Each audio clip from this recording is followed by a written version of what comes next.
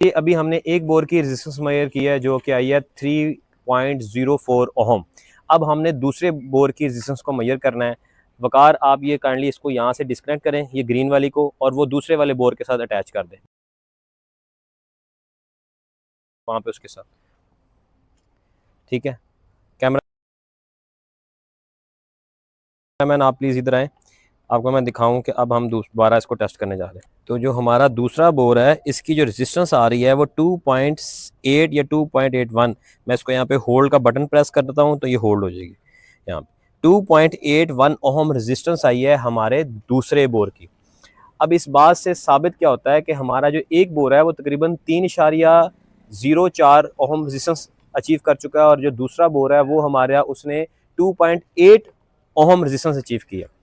अब जो मैं मेन चीज़ अपने व्यूअर्स को, इंजीनियर्स को, टेक्नीशियंस को समझाना चाहता हूँ, आज मैं आपको उसका प्रैक्टिकल डेमो देने जा रहा हूँ। अगर हम इन दोनों को अर्थ को कॉमन करते हैं तो हमारी एक्यूमुलेटिव रेजिस्टेंस क्या आती है, आए आपको दिखाते हैं।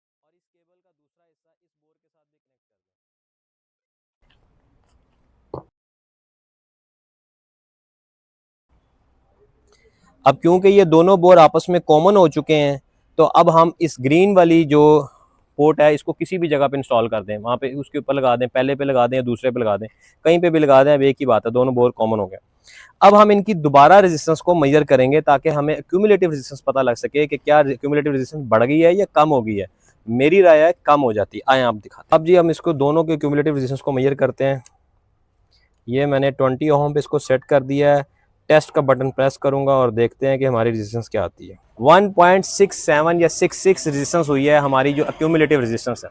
ये वो चीज़ है जो मैं अपने इंजीनियर्स को बार बार समझाना चाह रहा हूँ, वो समझ जाएं। क्या 3 ओहम रेजिस्टेंस ज़्यादा बेहतर है या 1.6 ओहम रेजिस्टेंस ज़्यादा बेहतर है? तकरीबन दोनों बोर्स की जो रेजिस्टेंस थी वो आपकी एक की 3 थी, एक की 2.86 समथिंग थी। जब हमने उनको एक्यूमुलेटिव रेजिस्टेंस को मेजर किया तो उसके बाद जो हमारे पास रियल पिक्चर आई, इसके अंदर एरर के चांसेस हो सकते हैं। ये 1.66 की बजाय 1.56 हो सकती है, 1.7 तक हो सकती है। बट इसके अंदर और आप मेनली ये चीज़ को फोकस करें कि जो टोटल रेजिस्टेंस है तकरीबन उसका हाफ हो चुकी है रेजिस्टेंस। अब आपने अगर दो बोरों को कनेक्ट किया तो उसके बाद आपकी जो रेजिस्टेंस है वो हाफ पे चली गई है। अब अगर जब भी आप सोलर सिस्टम इंस्टॉल करें या किसी किस्म का भी घर के अंदर या इंडस्ट्री के अंदर, ये हमारी एक फैक्ट्री है, टेक्सटाइल मिल है जिसके अंदर हमने ये दो बोर किए हैं, उसके अंदर ज़्यादा बेनिफिशियल चीज़ ये है कि जितनी रेजिस्टेंस मिनिमम होगी उतना ज़्यादा बेहतर आपका अर्थ बोर कंसीडर होगा। होपफुली अब मेरे व्यूअर्स को, मेरे इंजीनियर्स को इस प्रैक्टिकल डेमोन्स्ट्रेशन के बाद समझ आ चुकी होगी कि अर्थिंग बोर की जो रेजिस्टेंस है एक तो उसको मेजर कैसे करते हैं और अगर हम उनको पैरेलल कर देते हैं तो उससे क्या इफेक्ट आता है। Thank you very much.